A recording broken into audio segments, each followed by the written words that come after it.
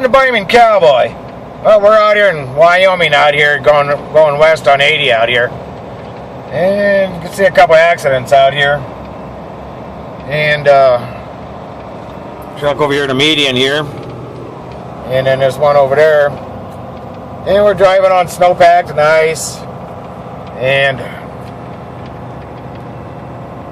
you can see that one over there in the ditch over there. There's a wreck over there now. Service truck and cop car and a couple other cars. And we're over here west of Cheyenne, east of Laramie. You can see the snow blowing across the road over here and stuff. And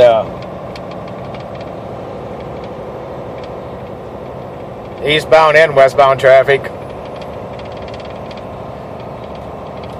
going slow both directions there. So you can see the snow out there in the country out there, but you know, a lot of the problem is just the snow blowing across the road over here. And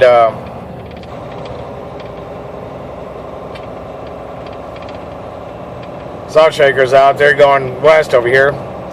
So happy trails. Stay tuned for more. Be safe. Bye.